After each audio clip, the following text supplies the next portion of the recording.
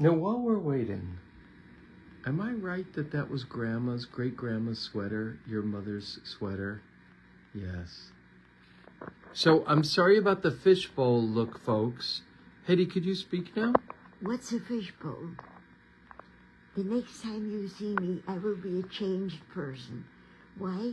Because I'm tired of losing things, tired of putting things down and forgetting to put them away, and years later, suddenly discovering them. So, Kenny will show you the table I prepared today. First, I put everything on that table, every sketchbook, every piece of loose paper, and I decided I'm not going to put these things away.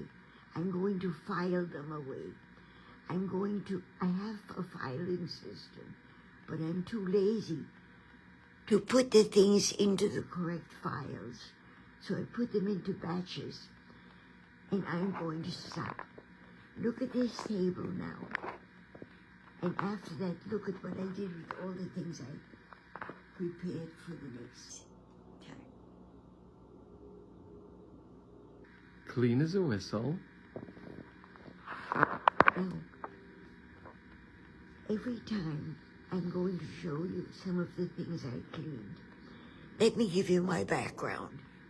My parents came from Poland, and they went to Vienna.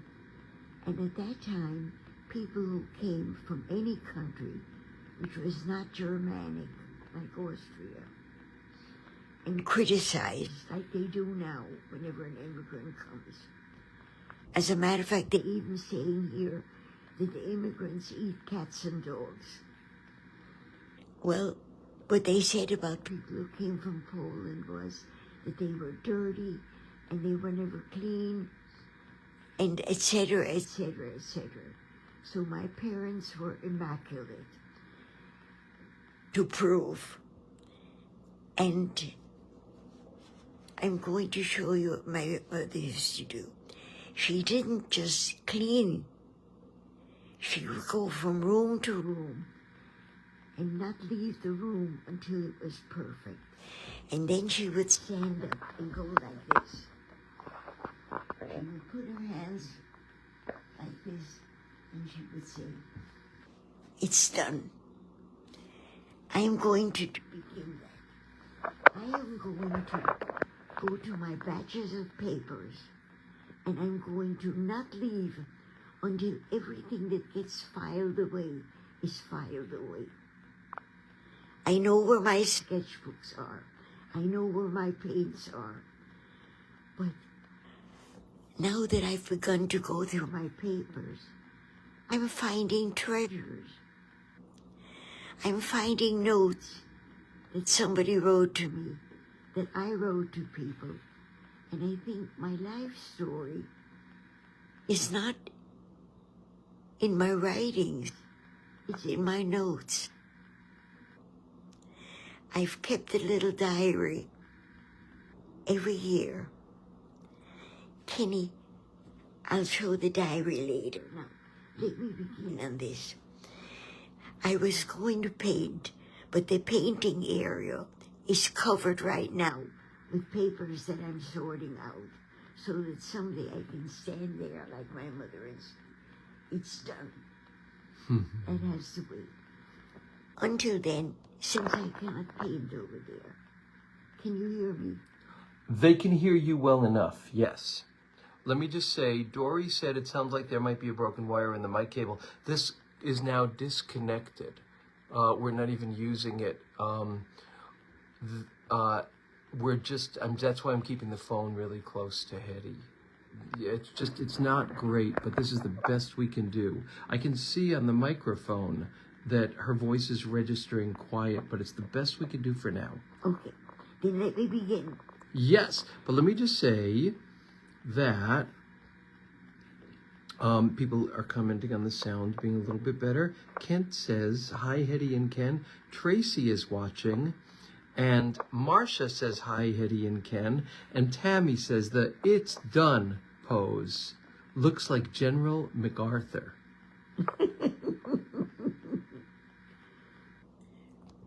Okay, what I wanted to do, because until I get my life as organized as this table, with only the sketchbooks on it, I would like to show you something that always leaves me without a correct answer.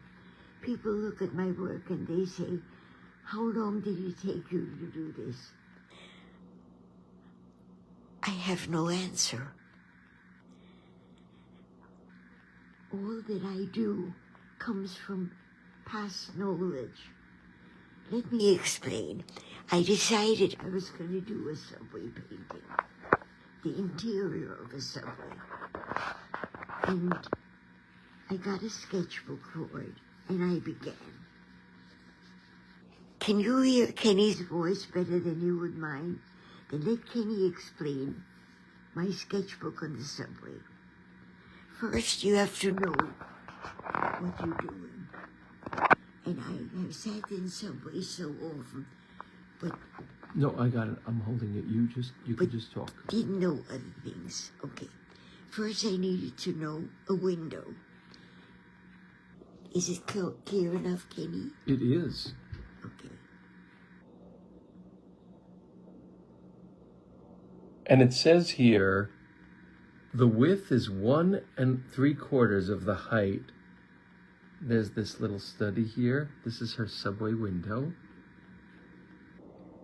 Should I go ahead? Yes.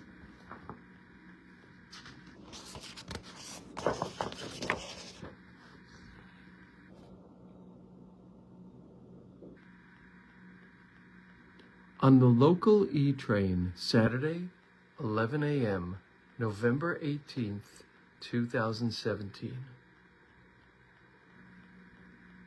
She sat there huddled with bags around her of clothing. Obviously, she was homeless.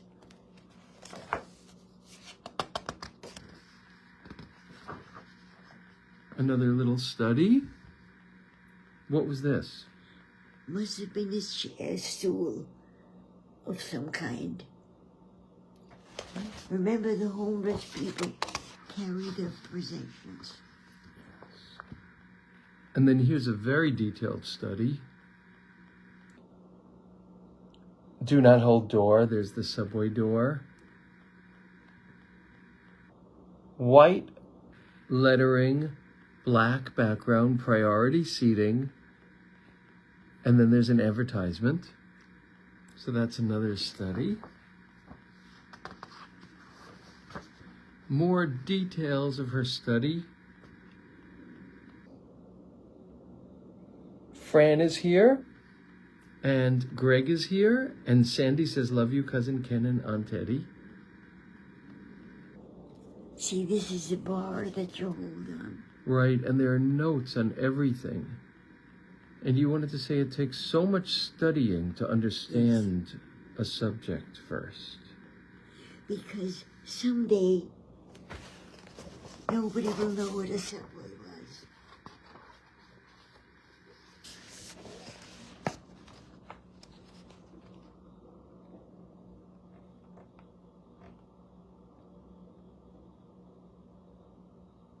On the Uptown New York City Subway E train, 2 p.m., November 18th, 2017.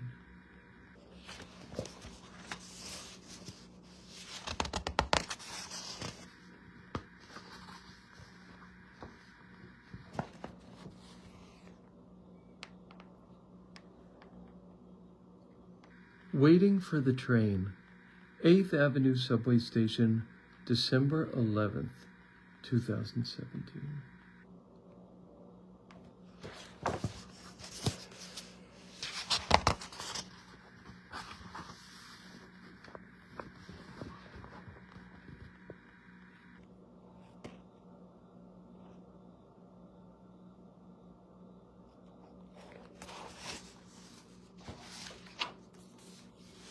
Now, the best place for me to find models was in the library.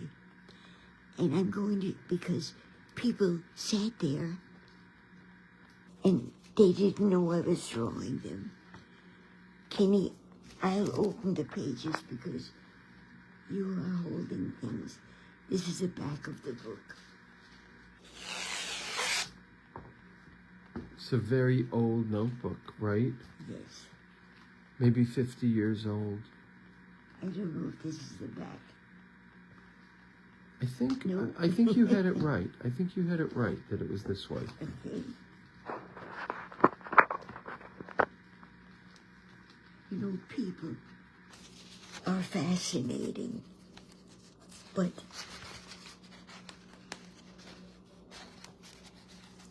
let me move the paper because the pencil rubs off. They don't know you're drawing them, and when you do, they're busy reading. And you can draw, and they don't know you exist. In the Reading Room, New York City Public Library, 1972.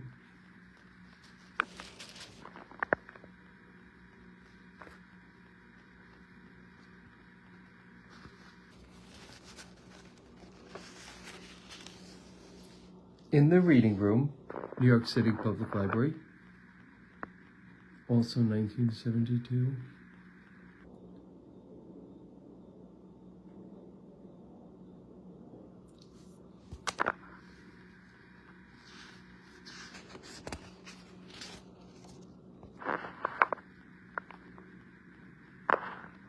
(1972) as well.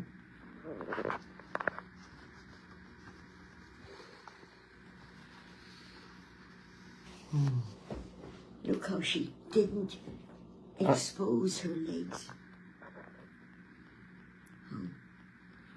On the Metropolitan Avenue subway line.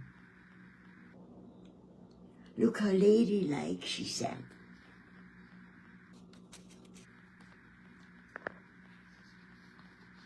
Marcia says, I love Hetty's drawings. When I was home from college and rode on the subway, I always had a sketchbook with me to draw. It was fun to try to catch the action of the pose and personality of the unaware model before they got up and left. My drawings were never as detailed and wonderful as Hetty's, but they were more quick sketches. But seeing this brings back fond memories. Sadly, most of those drawings drowned in my basement when Sandy hit.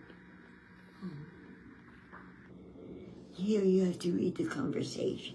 And Dina says, I will. And Dina says, these characters just pop off the page like they are 3D. So true. Your details are amazing. You've got to read the conversation. So this is Horn and Hardart, the Automat, on 14th Street. For the price of a cup of coffee, the old and the poor can sit there all day long. It's warm, and there are people to talk to. I used to sit and draw them. I would sit where no one could see me and make believe that I was writing.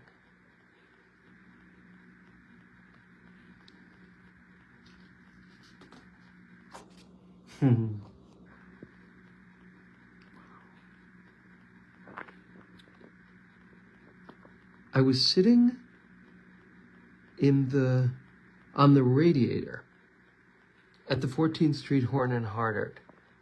Only this part of him was visible.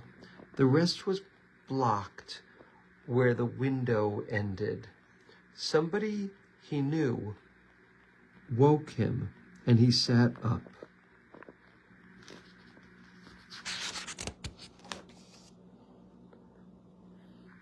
I think this is the same. I'm not sure if it's the same.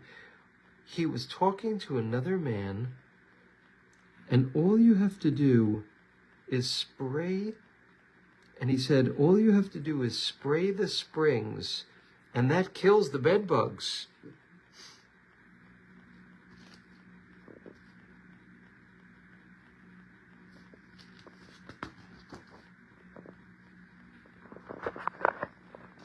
Karen, almost 8.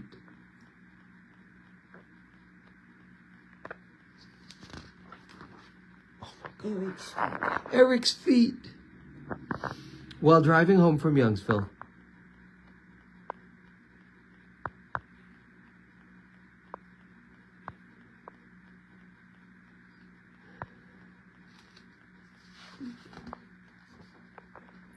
Horn and Hardart, 14th Street.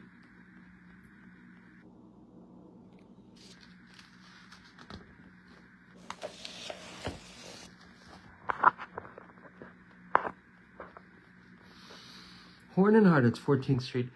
Everything about him was placed just so.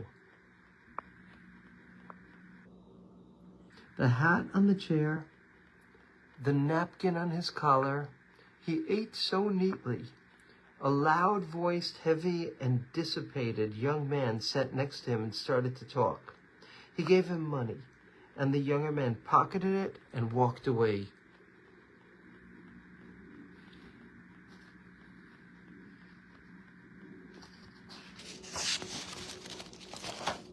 Horn and Hardart and 14th Street.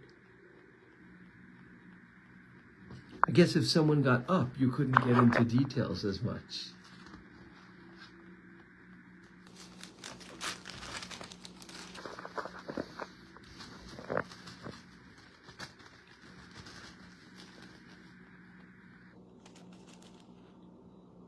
The writing is important. Of course. They were spending the afternoon drinking tea and talking in a Horn and Hardart automat near 42nd Street. It was so good to watch them. They were having a great visit with each other. Most of the other people looked so lonely next to them.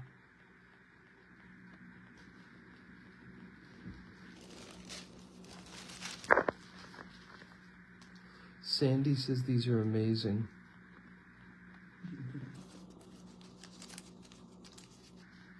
And then I want to talk about the diner. The diner that I was in with Joni. Show only Sure. this and then I want to tell you something. You got it.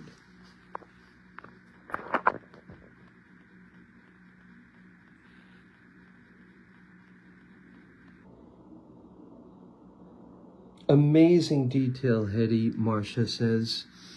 And Tammy says, how long does it take to draw one like the tea ladies drawing? The tea ladies could have taken half an hour and then I go home and I finish it. And then how long more? Maybe another half hour. But let me tell you something more important. Last weekend, Joni and I went to a diner in Freeport. And I sat down and I began to draw. And I realized it had been so long since I had done that. And how much I ate to do it. And people came by and I drew them also. And suddenly everybody spoke to me. And I said to the waiter, during Sandy, we were in Freeport at my daughter's. And everything got flooded. And there was no water. And we came in here every single day with our toothbrushes and our towels. And we brushed our teeth in your bathroom. I want to thank you. You saved us. And they were so happy. And they were so kind to us. And they wanted to know if I would come again and draw. But I couldn't because I couldn't get there. I don't drive anymore. And I need to go back to that world, to sit in a diner and to draw the people. And I'm going to. I'm going to do it when I don't need a car to get there. People, all of you who have cars and drive, don't know what it means if someday you're too old to drive and you cannot drive anymore. Which means if you live in the suburbs, you're stuck. And I have to do it. I have to go back to a diner or a coffee shop. I have to go back into that world. I need it. Thank you for listening.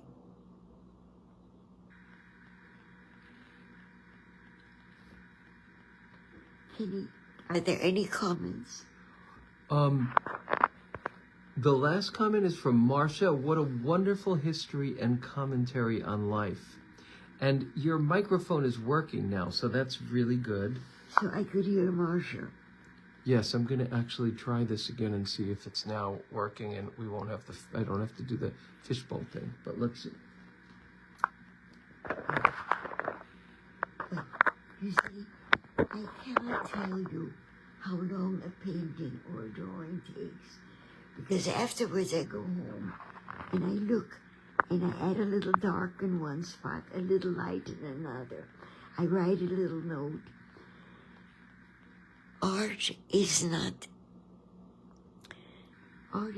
defined by minutes or seconds or hours. It comes back 3 days later when you say, that person, I didn't accentuate the necklace. Let me do it. Art is forever looking at something and understanding it. And the more you look and the more you do, the more you understand. And we are worth understanding. Do you realize that every human being, when you look at them, you will never find another one who cleans their nose the way they do, who combs their mustache the way they do. We are all different. Why do we insist that we look like each other? Why do we insist that our children must be like Aunt so-and-so or Uncle so-and-so? Each of us is unique and one. You may have been born as twins or triplets, but your experiences will change you and make you unique. Kenny points up 2 fingers, which means I love you all. But let me just, no, not quite yet, but let me read you. Julie says, what a treat to enjoy this peek into your sketchbooks, Hetty. Wow. You somehow capture people's souls with just a pencil. How can you be so talented in 2 such different media? I am in awe, as always. Let me give a quick answer. It's not being talented. It's caring to do something, and caring so much that you don't count time or money or anything. Whatever you do, if you're a good cook, you don't say it took me this long to make the soup. And Dina says, let's all meet in a diner. And Amy says, I'm in. I'd love it. And Beth is watching, and Dina says, we are all snowflakes. And if any of you want to go with Hetty to a diner, hang out with her and sketch with her, just let her know. Please, and just promise to drive me there and bring me back again.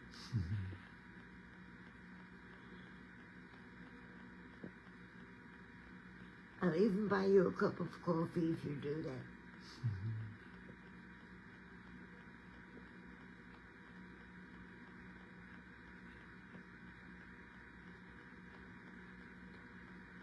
Goodbye, all of you.